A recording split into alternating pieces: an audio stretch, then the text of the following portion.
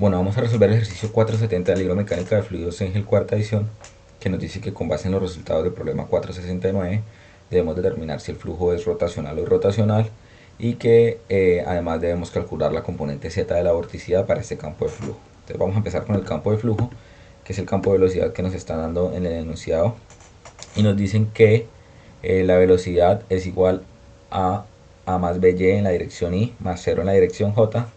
El mismo campo de velocidad nos está diciendo que esta velocidad tiene una componente u y una componente v, que la componente u es todo lo que acompaña a la i, es decir, a más by, y la componente v de la velocidad es todo lo que acompaña a la j, es decir, 0.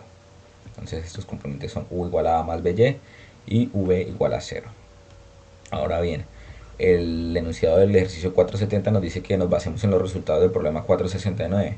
El problema 469 lo que nos pedía era hallar la razón de rotación wz en coordenadas cartesianas, que será el punto B del ejercicio 469, o la misma razón de rotación wz por definición. Entonces, lo que necesitamos es el resultado de wz. Vamos a cerrarlo acá nuevamente por coordenadas cartesianas, igual si lo quieren ver por definición está resuelto en el ejercicio 469, que está en la descripción y está en este mismo canal. Si pues en este caso solo nos interesa el resultado, vamos a hacerlo rápidamente por coordenadas cartesianas, puesto que no es muy largo.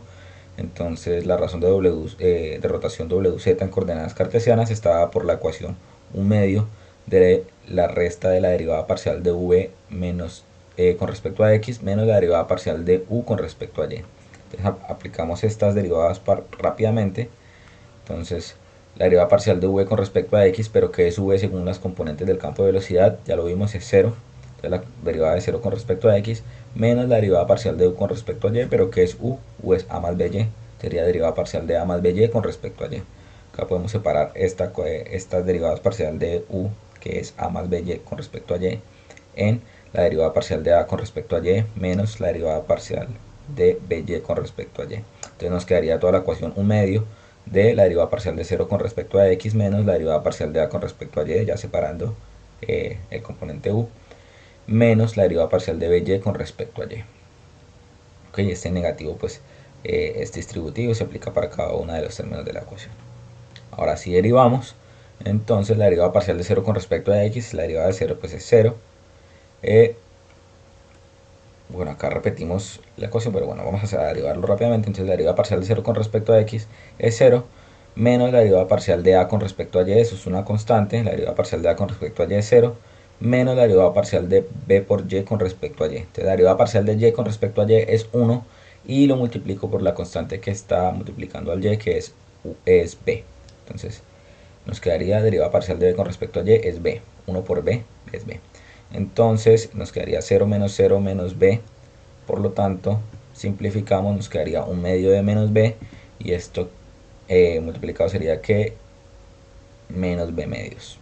Entonces la razón de rotación wz es menos b medios. Esto mismo lo calculamos como dijimos en el ejercicio 469 y nos da entonces las luces para empezar a responder el enunciado A del ejercicio 470, que nos dice: ¿este flujo es rotacional o es irrotacional? Entonces la respuesta es sencillamente que puesto que la razón de rotación es diferente de 0, el flujo es rotacional, ¿sí? Si este wz es 0, el flujo es irrotacional, pero en este caso es menos b medios, por lo tanto el flujo es rotacional. Pasamos al punto B del ejercicio 470, que nos dice que calcule la componente z de la vorticidad para este campo de flujo.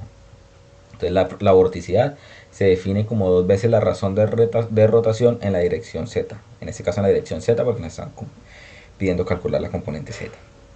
Entonces tenemos que vorticidad en z es igual a 2 veces la razón de rotación en z. Pero entonces la razón de rotación, según vimos en el punto A, es menos b medios.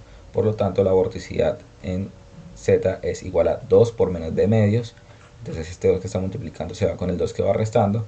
Y entonces la vorticidad, la componente z de la vorticidad para este campo de flujo es simplemente menos b. Y con esto entonces llegamos al final del ejercicio.